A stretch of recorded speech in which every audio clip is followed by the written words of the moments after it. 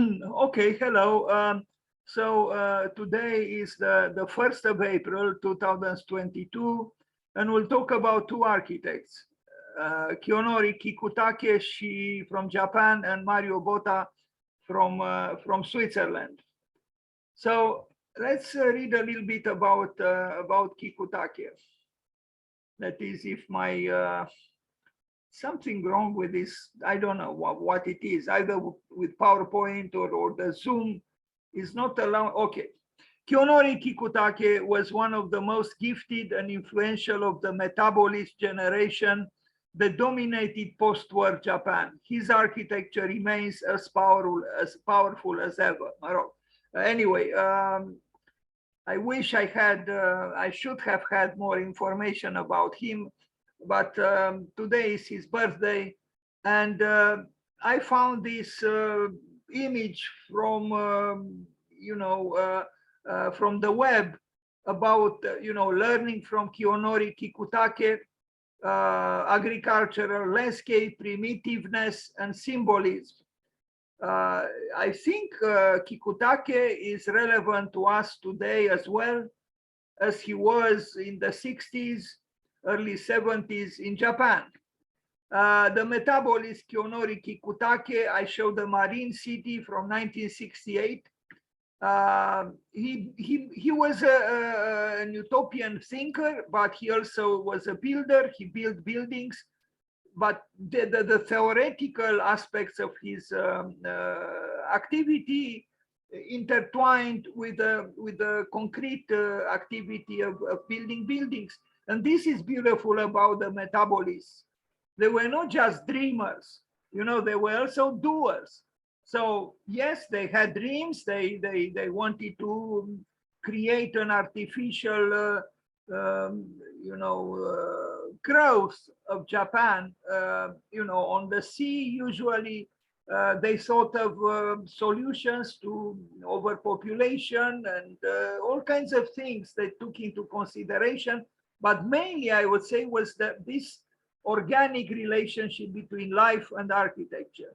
In a way, the metabolist movement was about the bioarchitecture. And that's why it's relevance today as well, because it's about, growth, the process of, being born and then evolving. It was also about evolution. That's why the architectonic organisms that the metabolists gave birth to, they were, capable of accommodating change. I think it's very refreshing to review the works of these metabolists, exactly because of it. They didn't think just in terms of an object. Architecture for them was also process. So, of course, technology was very much assumed. Here he is into photographs, and I love this kind of architect, who is a dreamer but also a doer, envisioning new possibilities. And I truly think this kind of architect is needed at the present as well. Now, the Sky House from 1958, his own house actually, is this one. It's monumental. It's elevated from the earth. Now, I don't know if it's exactly a sky house, but the ambition of the title is probably in part honored. You'll see also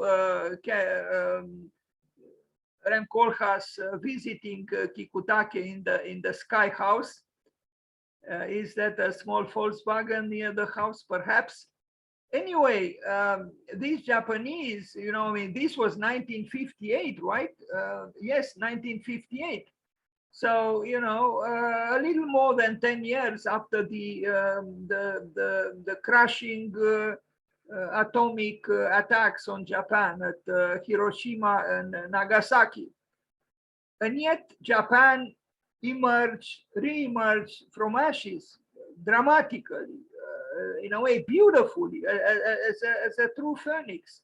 if this doesn't sound too sentimental or romantic. It's because of courage. It's because of being intensely advocating the new, experimenting new things, and they're still an example in this sense.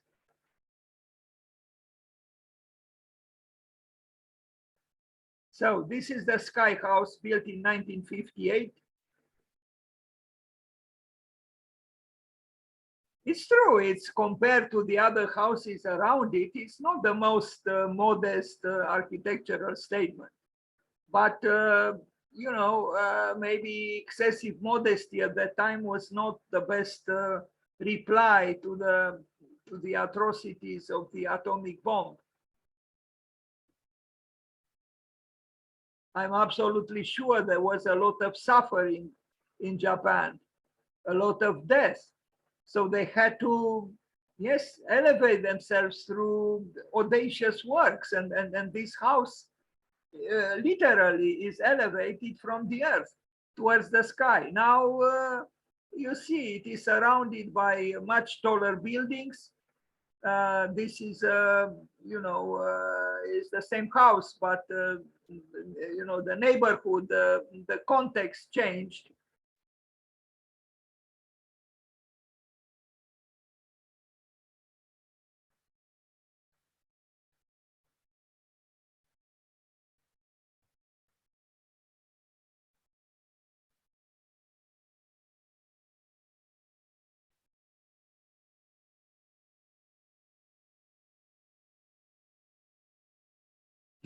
The conceptual thinking of the Japanese is always crystal clear.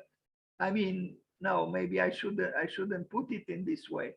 The architectural gestures very often in the best examples of the Japanese architecture are rooted in deep thinking and even connected with you know, sometimes more or less abstruse elements of metaphysical thinking that exist in Japan since older times.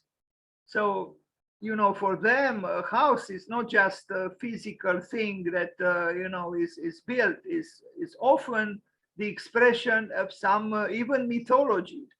And in this sense, this Japanese architecture is different from other architectures. For example, in the United States, even in the case of excellent architectures, the metaphysical, you know, connotations or background of the house or of the building, you know, they are not so much there, so not to speak in different terms.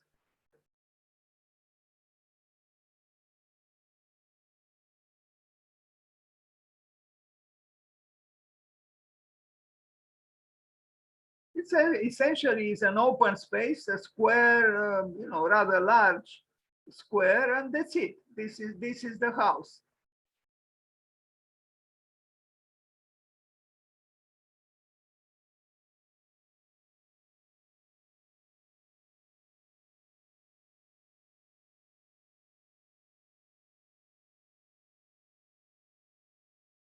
So the Sky House from 1958 by Kiyonori Kikutake. I don't know who this person is here. It's probably not him. Anyway,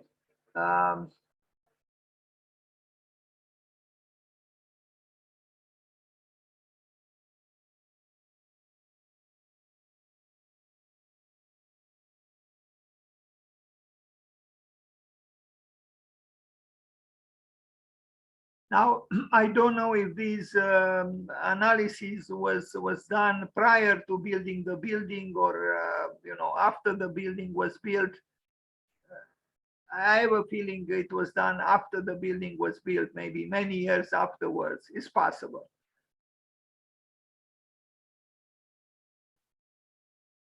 It shows that, you know, the house is responding to you know, to the elements and to various aspects relating to its functioning, ventilation, sunlight, wind, and so on. Anyway, Rem Koolhaas interviewing Kikutake within his home, the Sky House.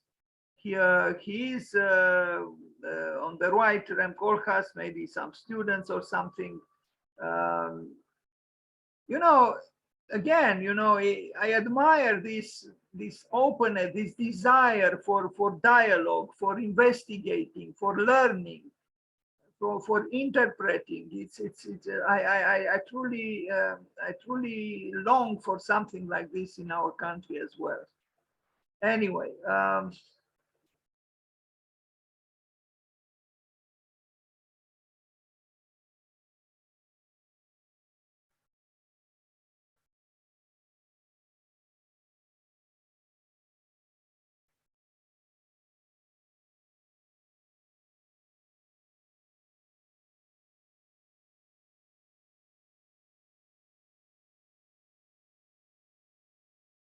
a temple from 1965, Temple of Ossuary, an ossuary, a very interesting building.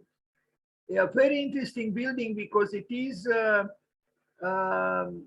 almost oppressive in a, I don't know very well how to put it. You know, it's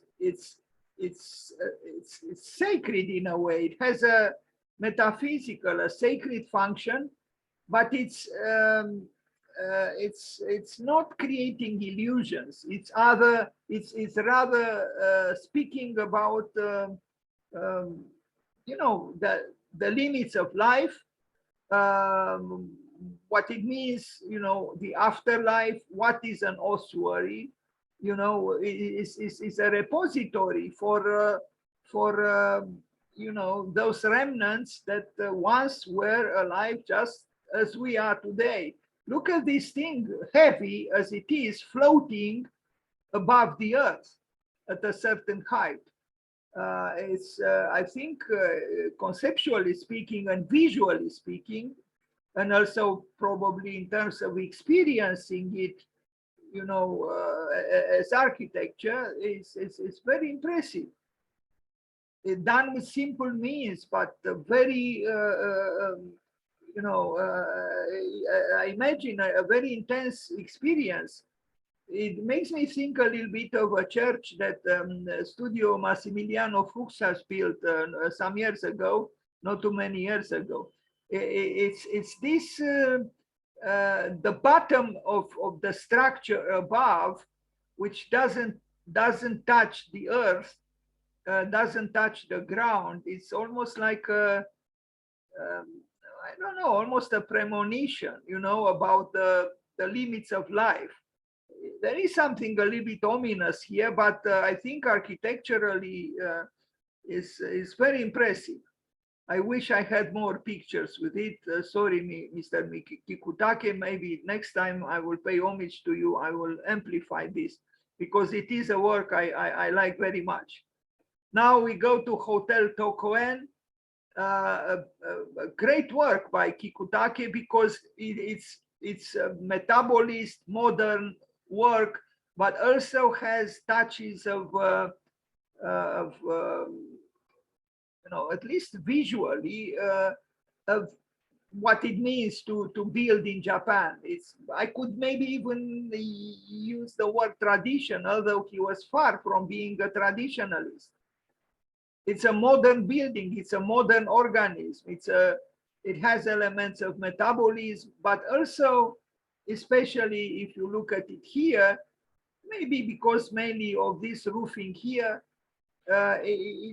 it's clear this is in the Orient, in Asia, and more precisely in Japan.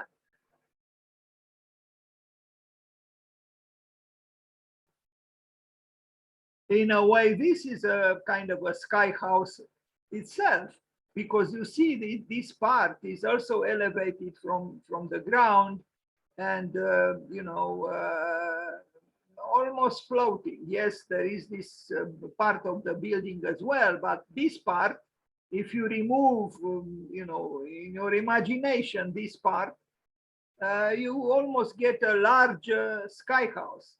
So I guess the sky house or the sky building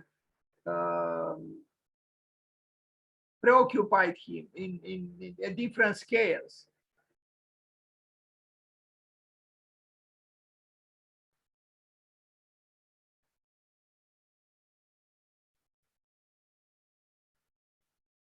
Kiyonori Kikutake.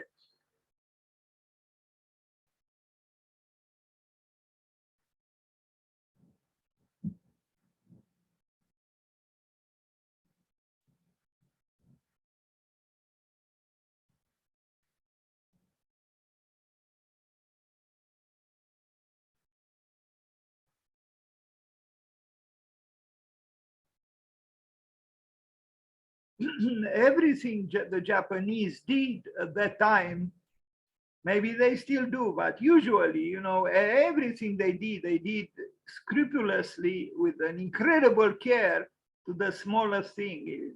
And, you know, here is an artwork, you know, showing maybe Mount Fuji and the hotel by Kikutake.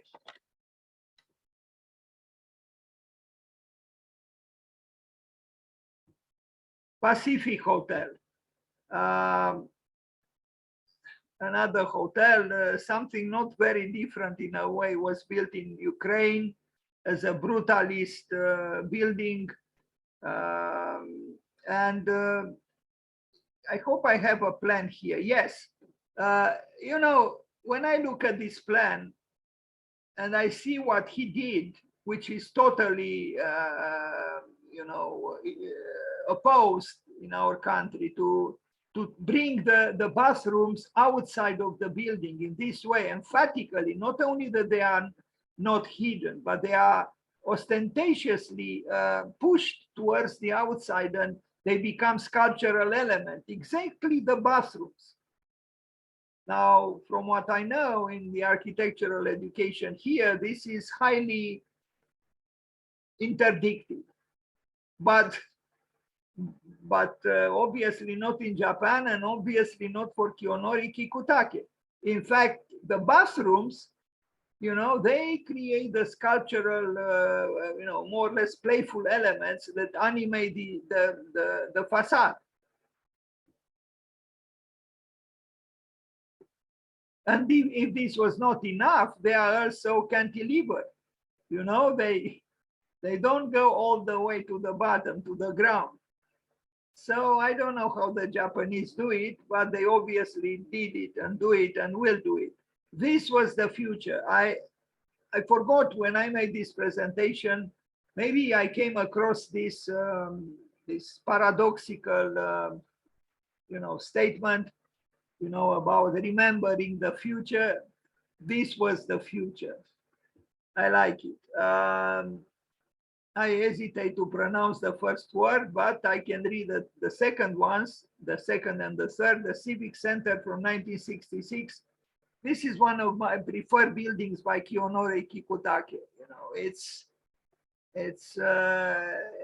a techno insect. It's a techno, yeah, it's a techno animal. It's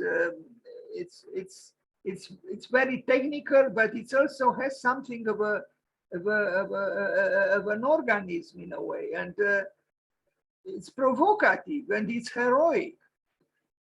I like it.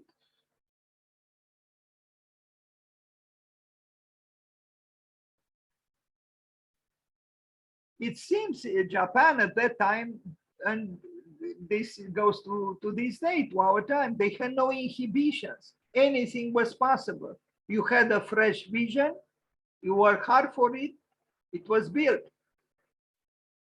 This is a civic center. It's not, you know, some kind of an industrial building. It's a civic center. And why shouldn't a civic center look like this? What is this? Sorry, I didn't look at this presentation for some time, and these are actually my works published in Japan in A+U, but I don't know why I introduced them here. I'm not prepared to talk about them now. Um, yeah, this is the civic center that Kiyonori Kikutake built. And I think is as refreshingly new now as it was then, 6 years ago or so. This is the power of creative architecture. The cars that we look at here, they kind of look obsolete, but not the building. The building is still, almost alarmingly new, much more so than many buildings built today, actually. So it was built in 1966, 1967. So almost 60 years ago.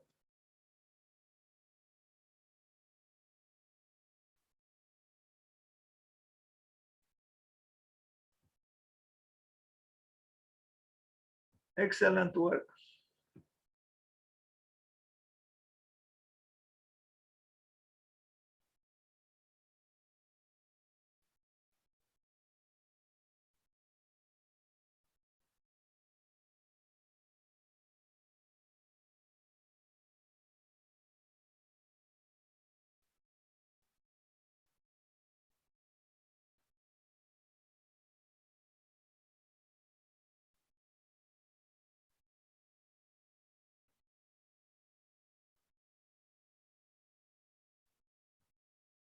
Now, the Expo Tower at the Osaka International World Exhibition from 1972, which was a spectacular world exhibition, and other architects of fame, both from Japan and other countries, collaborated here. You see the preoccupation again with growth, with the biology, with organisms, techno-organisms. It was an optimistic, usually such world exhibits are, concerned with the future and optimistic and all the rest. But the one in Osaka in 1972 was one of the most courageous and audacious at that time. Kenzo Tange participated, Kurokawa, Fumihiko Maki, many very important architects. And it was a display of, optimism, of belief in technology, in having technology serve life, of almost unending possibilities. This tower was built by Kikutake, and I think is excellent. I hope they didn't destroy it, because usually the buildings built for such world fairs are destroyed, which is really very sad.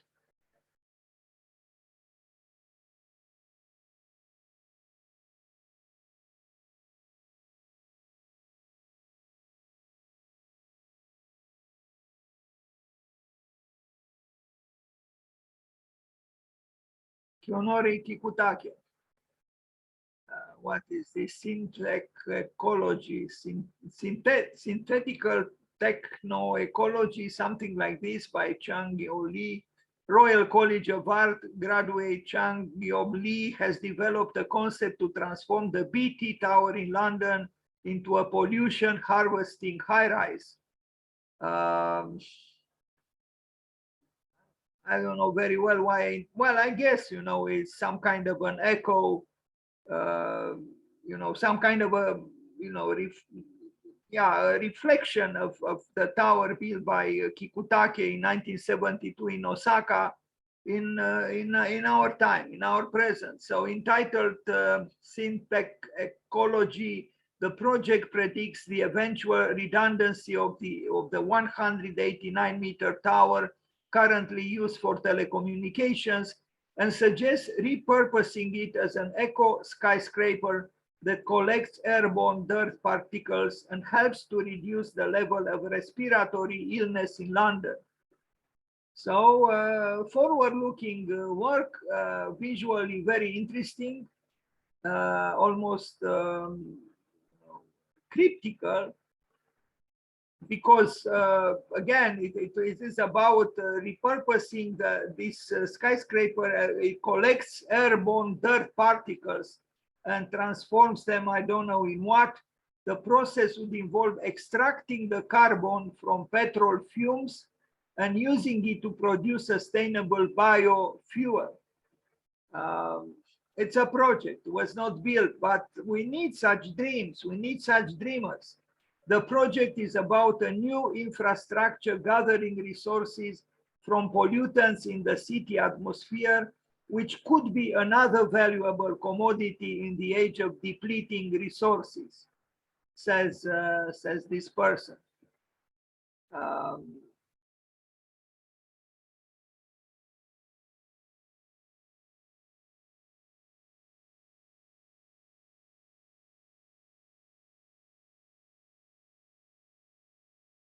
Now, very different, of course, this tower from what Kikutake built, because our time is also very different from that time. You know, we are turmoil in a way, and the tower itself seems to show this physically. Reference is a quote from Buckminster Fuller. Lee says, pollution is nothing but the resources we are not harvesting. We allow them to disperse because we've been ignorant of their value. Yes, pollution could be another economy. Well, this could also be wishful thinking. But as you can see, this is a very serious effort. Now, so this work by Lee's diploma, it was the diploma project for the architecture program at the Royal College of Art in London. And he was one of the winners of the Shepard Robson Student Prize for Architecture at the Royal Academy of Art Summer Exhibition.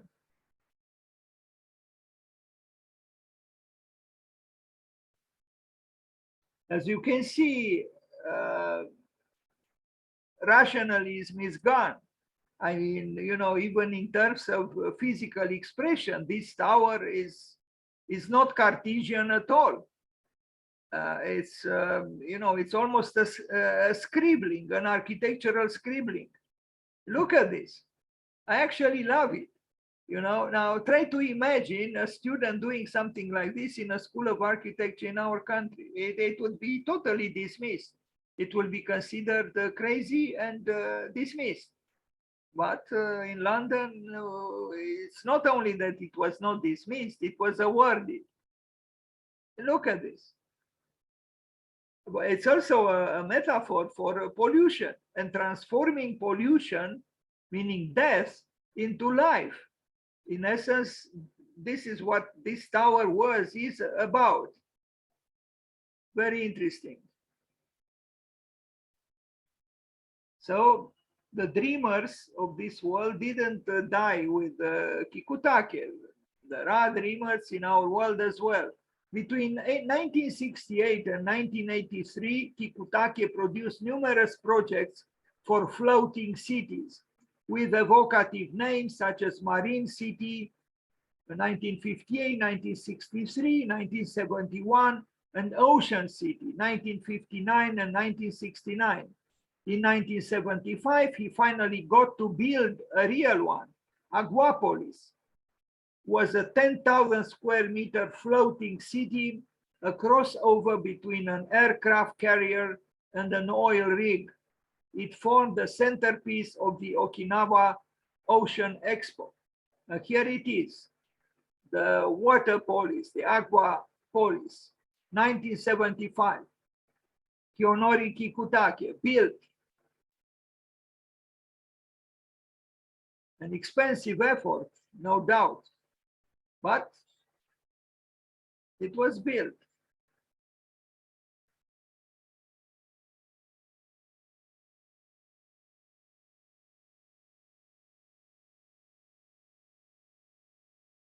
We saw this picture with him.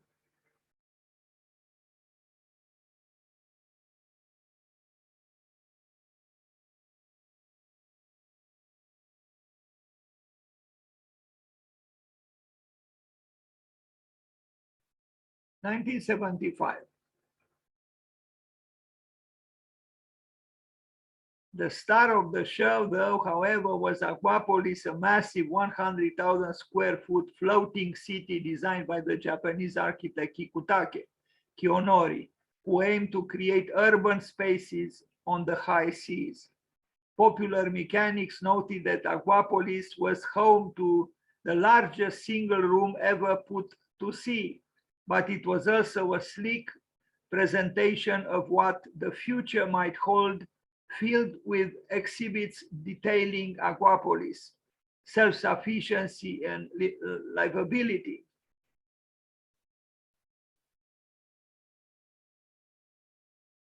Isumo Shrine, another work by him, very interesting as well. A religious building, a sacred building, if you want, a shrine. But I like it very much. It's austere.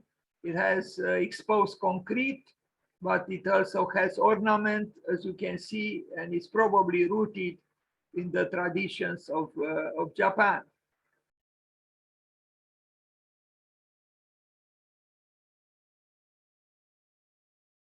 So he didn't just build techno structures on the sea, on the water. He also assumed projects that had a very different function, like this one, a shrine. I like this building.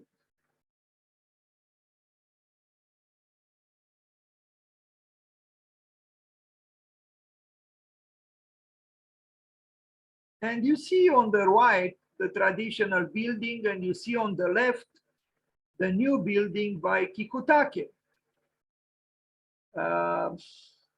The old and the new, they complement each other as they should.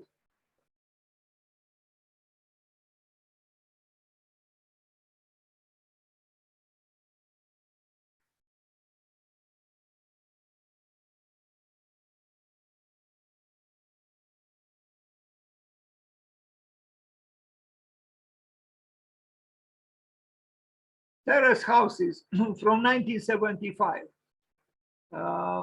Here they are. We have seen this kind of architecture, of course, but you know, this kind of collectivism in Japan, expressed in this way, perhaps is not so very common. Some utopian schemes for possible urban developments vertically.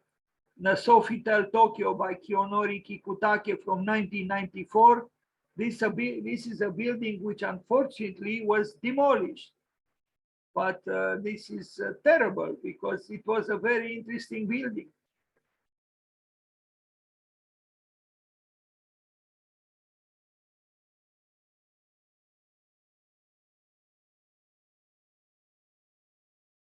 We can only imagine what engineers they have, you know. I mean, Japan is ravaged by earthquakes, but looking at their architecture, you wouldn't think so.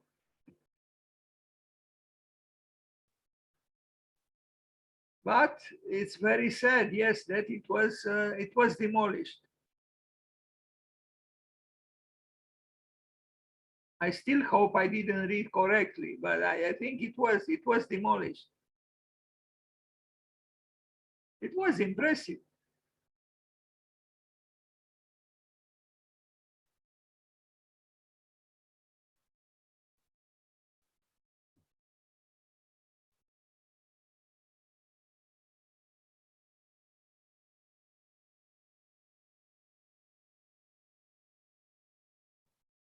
Pasadena Heights is the name of a housing complex in Mishima and designed by Kiyonori Kikutake, 1975, maybe 2003, or I don't know what's that, 03 or 08. Anyway, Matsumi Tower, 1976.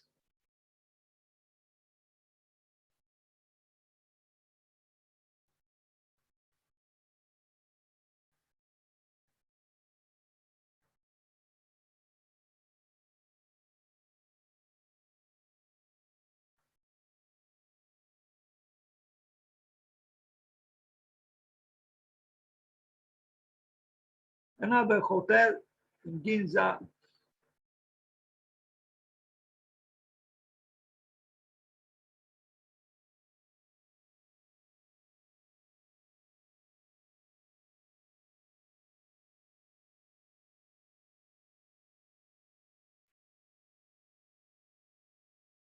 Pasadena Heights, we already mentioned it.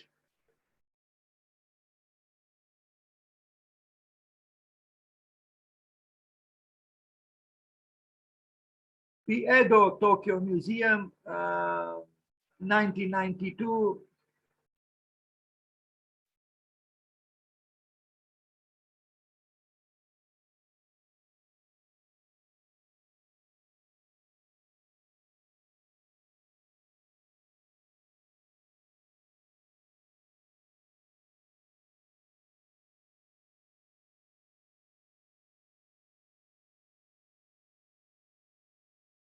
Marine City in Hawaii from 1971. I don't know if he built it, probably not. It's just, utopian scheme, as he was obsessed by marine cities and developments, urban developments on the sea.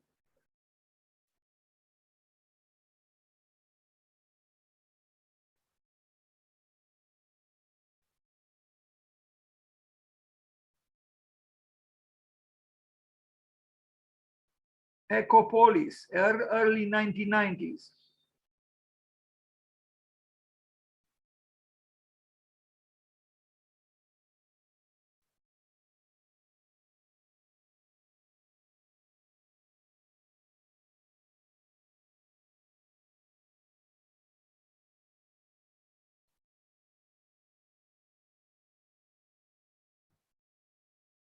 A Catholic church in Tokyo. Now, this is not by him. This is the work that, for some reason, I introduced wrongly in this presentation. It's by Togo Murano, and I will talk about him in May. But thanks to this mistake I made, I discovered this other interesting Japanese architect. And indeed, this is a Catholic church that he built in Tokyo. He also built another one, a very interesting one. I can't wait to talk about this other formidable architect, less known outside of Japan, but quite an interesting architect. That's it. And now we go to the second architect we pay homage to today. That is Mario Botta, a very different architect, was born on the same day, meaning the 1st of April. And let's start the presentation of his work. Sorry.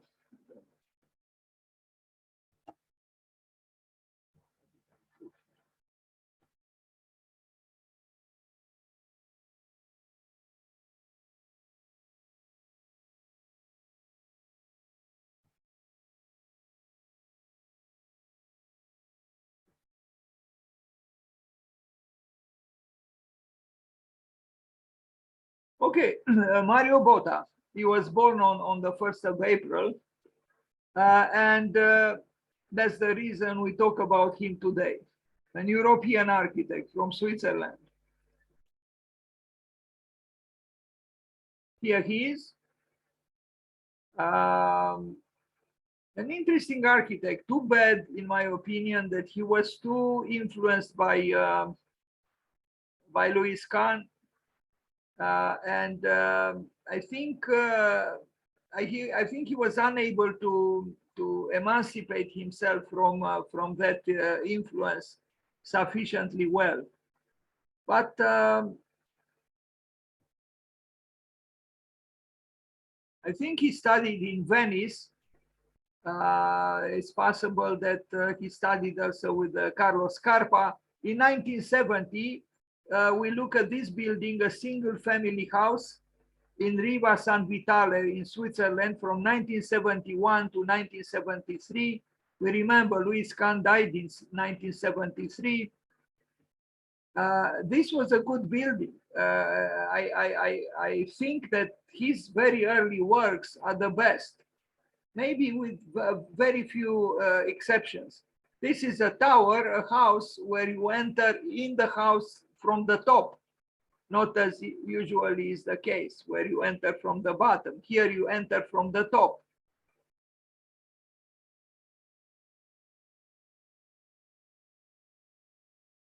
So 1971.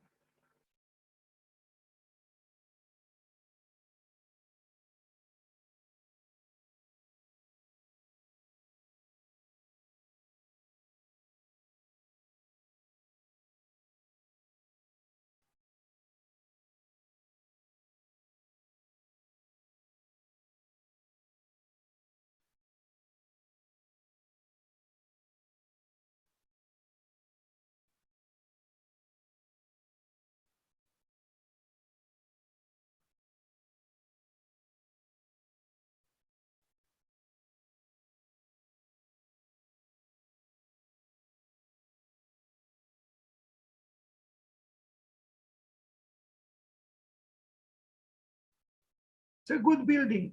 It's a good building, and 50 years later, it still has a certain freshness about it. Unfortunately, some of his newer buildings, in my opinion, became a little bit manneristic, but this is a good building.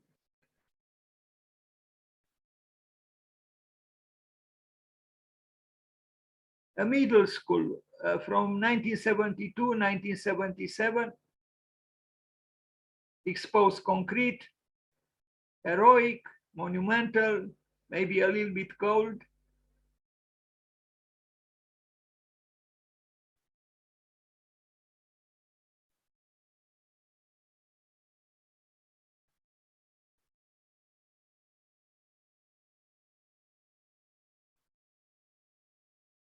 Sorry about the resolution of the pictures.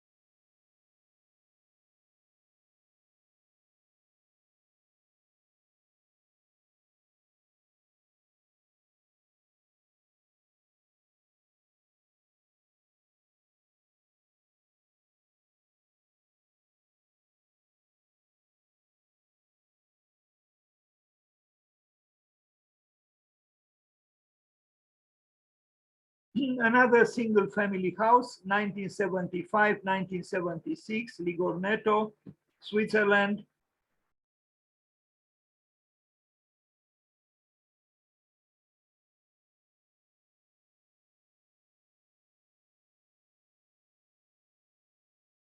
So he is from Ticino. So, the Italian language is the language of that part of Switzerland.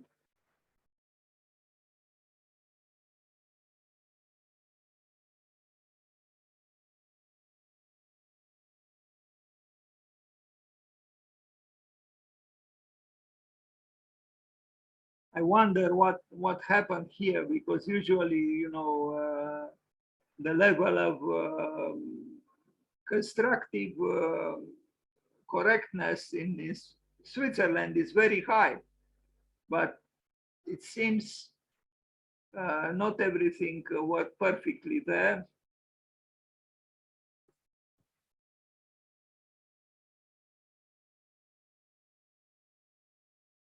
It's a good building, though.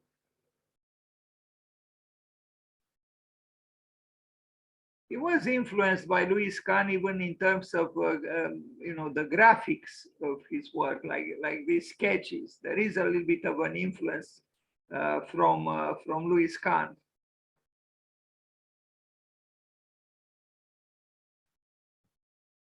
A public gymnasium, 1976, 1978.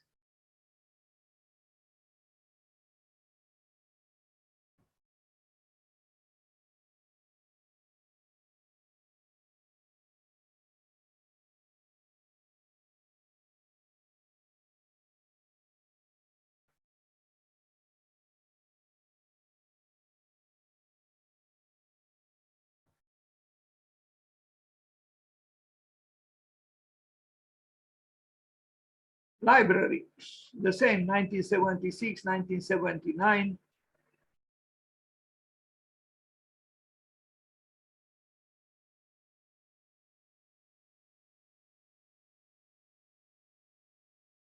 The tectonics of the works of Mario Botta are usually convincing, and at a time when many buildings are rather thinner and thinner, whiter and whiter, and so on, he still has a liking for heaviness, for bricks, stones, and so on. And yes, exposed concrete as well. Another single family house in Pregasona, Switzerland, I think around that time, at the beginning of the 80s, he kind of began to be a little, or not so little, manneristic.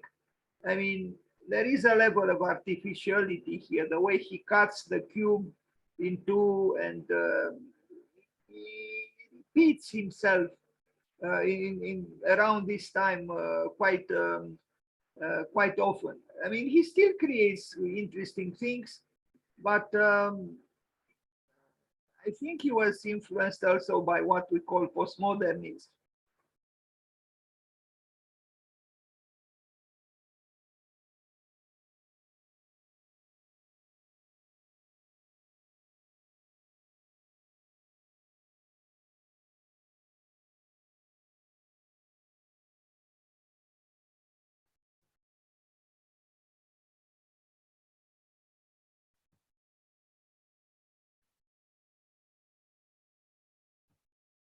Another single family house.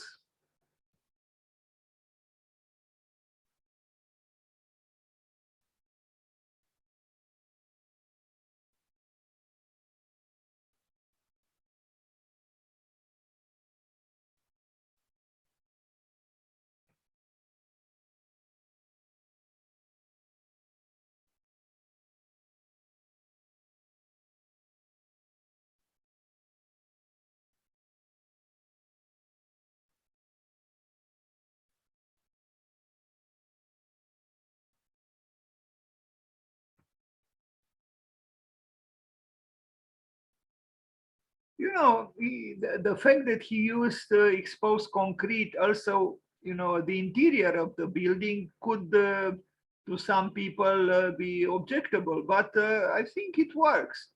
And I like in this house this intermediate space, you know, which is kind of like a, you know, enclosed loggia.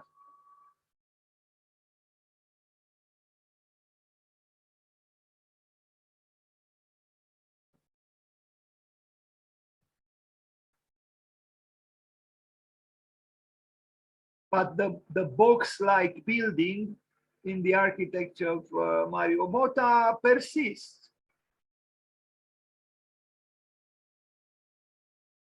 Essentially, it is a box with openings which are not the typical domestic windows.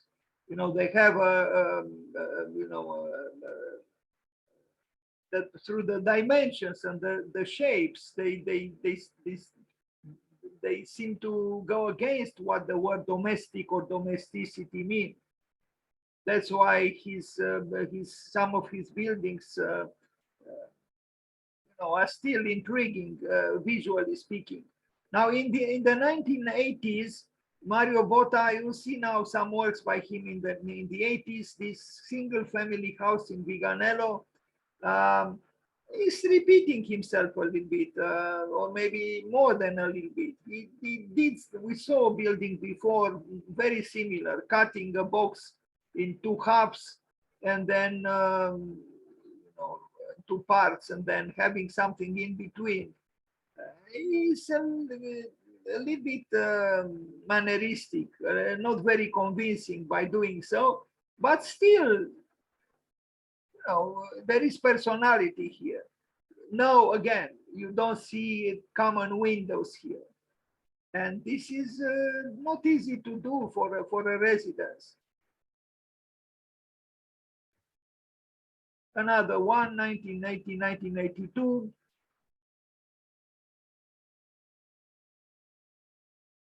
So the maniera is kind of obvious, either a cube or a cylinder. He cuts, and then in the cut, in the rift, he introduces glass.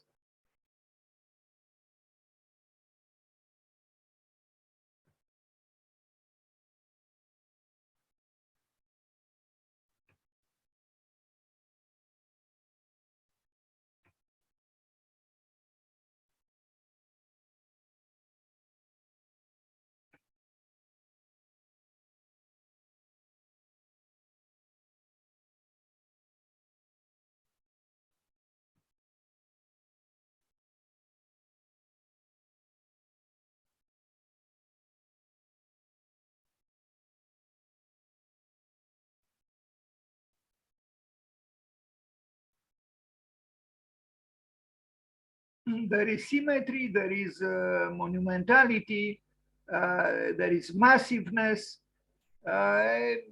These are traits of his architecture.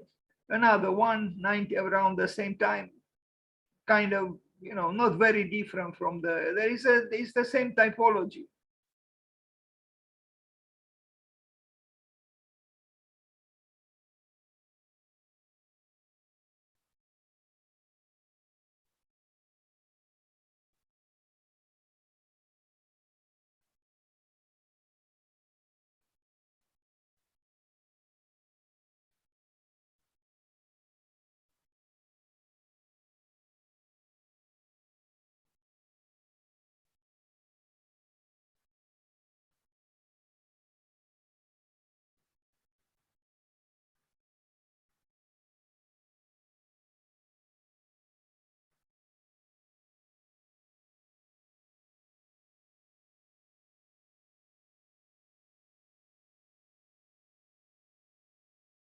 A church. 1986, 1996, 1986, 1996. He built a few, he seems to be preoccupied for what is called sacred space. And he built a few churches, rather interesting. This one as well. A little bit obsessive, this geometrical ornamentization, if I am to invent a word, but a little bit busy, a little bit excessive, I would say, but obsessional even. But there are interesting things here happening, mainly because of the play with the convexity and concavity. This is the plan.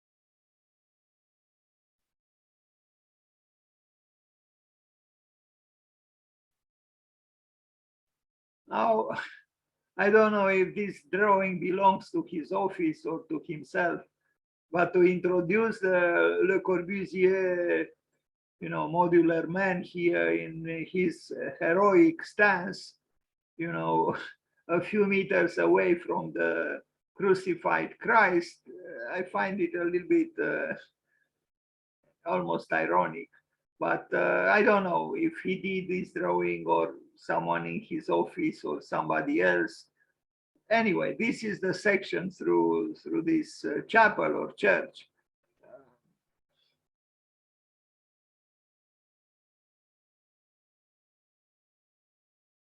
I'm saying what I said because I don't think a church is the place where the human being should show, his muscles, so to speak. And it's maybe just a graphic, in a way, a gimmick. But the building is interesting. It's too bad that there are these, equidistant lines everywhere, and there is something a little bit almost neurotically obsessional. But there are otherwise interesting things happening here. Now, is it contextual? I wouldn't say so. I mean, the church or the chapel by Mario Botta has nothing to do with the buildings around. But then the house of God shouldn't. So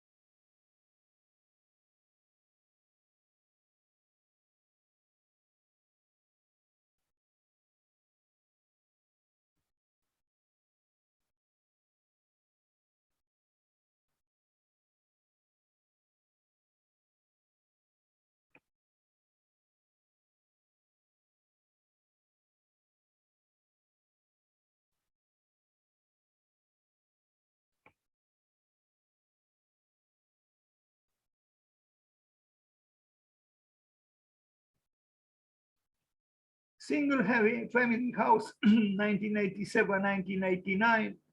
Another, broken cylinder.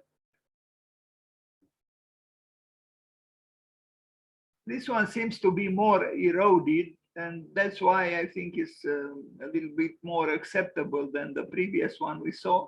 But it's still the scheme is essentially the same. A cylinder, and then he cuts it into the cylinder.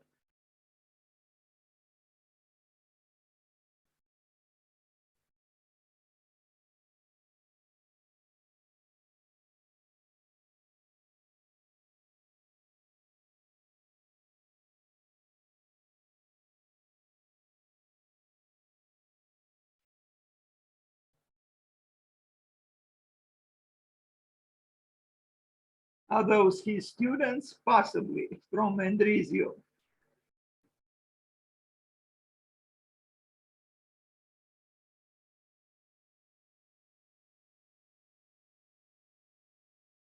Another one, a larger one, a longer one, 1987, 1990. These buildings are, fortress-like, small citadels. He still believes in the wall, and sometimes in the thick wall.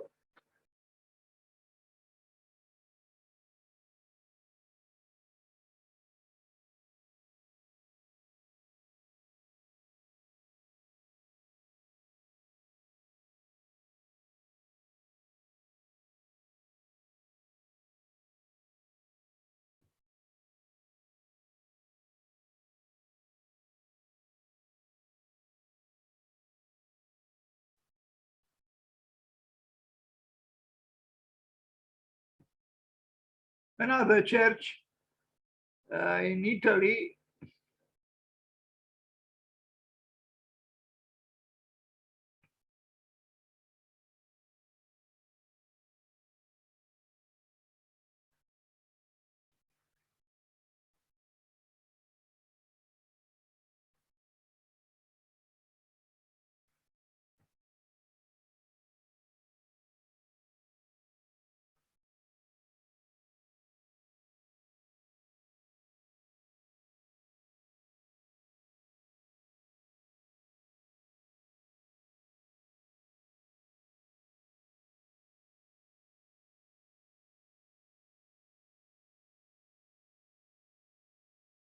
I don't know what's going on here. Maybe something having to do with the bears. He used something similar also in that round church or chapel in Switzerland that we just saw. Yes, that's where the bells are.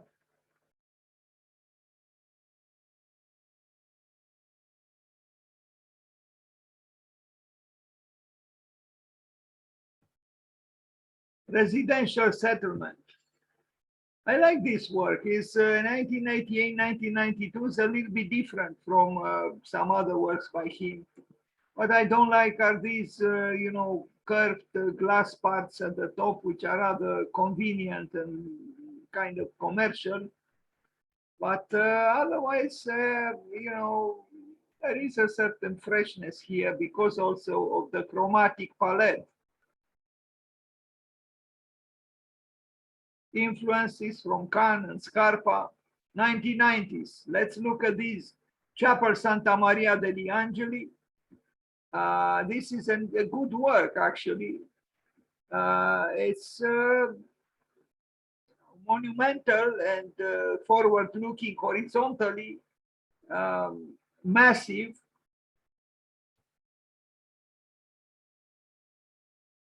So, this was done at the time of deconstruction. So, he was clearly in opposition to the fashion of the day. Where was this built? Let's read again. Mount Tamaro, Switzerland. It's a chapel, Chapel Santa Maria degli Angeli, 1990-1996.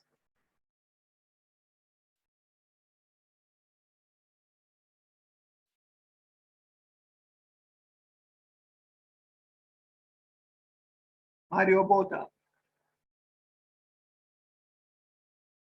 It is rhetorical. The chapel itself is just here. Everything else is, on the way towards the chapel. But even the interior is rather interesting, I would say.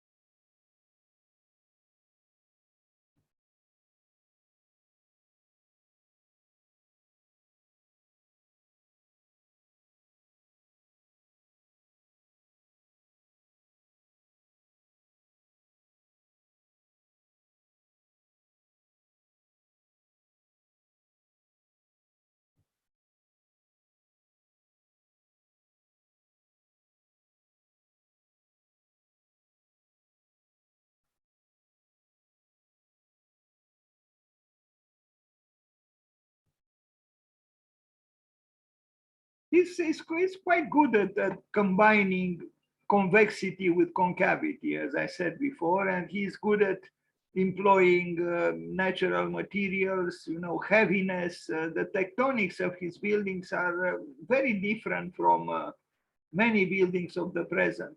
In the years 2000s, another church, Church Santa Maria Nuova, Terra Nuova Bracciolini in Italy. So now we can see that his interest in what is called the sacred space was, externalized through a number of churches and chapels.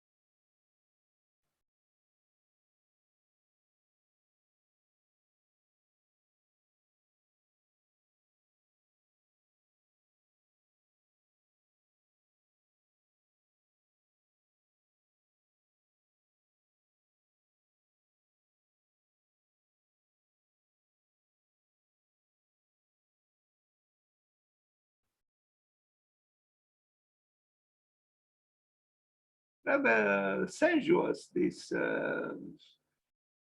church or chapel.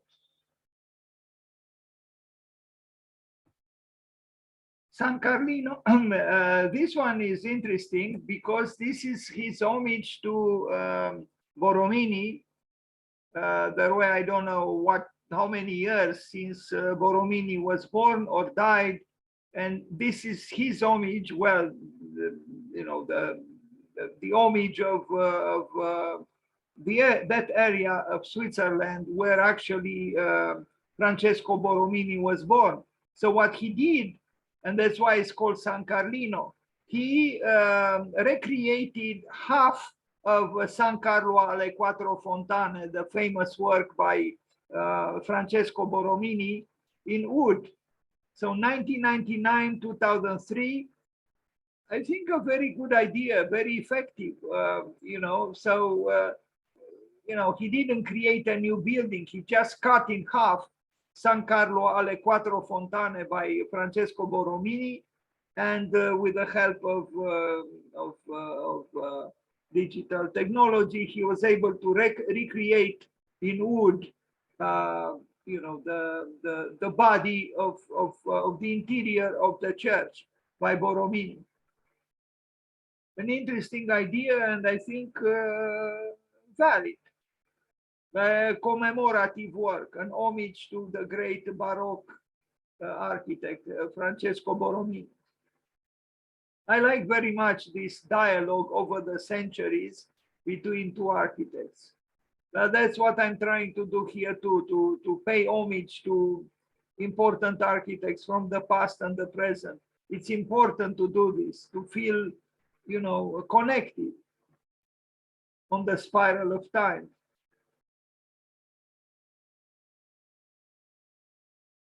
So you see the plan of Francesco Borromini, and then he just recreated half of it.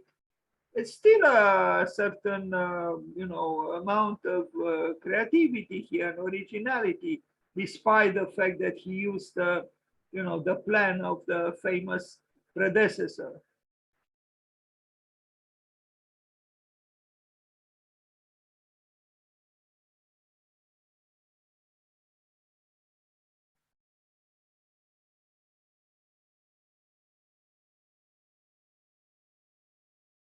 San Carlino,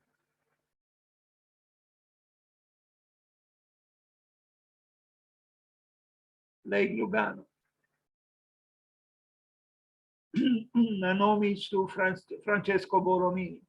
In 2010, a few buildings, another chapel, this one in Austria, a more eccentric one, this rotated cube,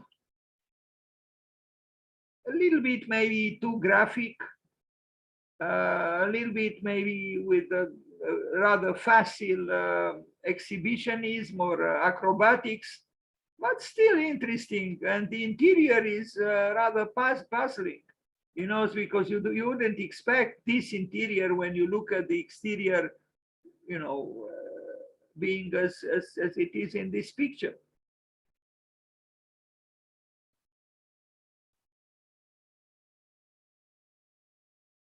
Even wonder what's going on here. I hope I have a plan. Yes, here it is. It's a deformed hexagon. Where is this interesting view? These dualities. It's something surreal here.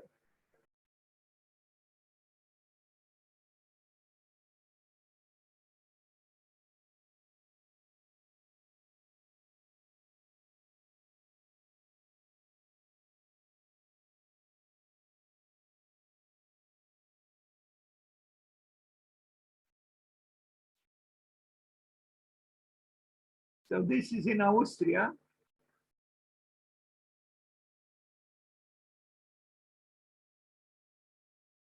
The chapel, we see here the sign of the cross.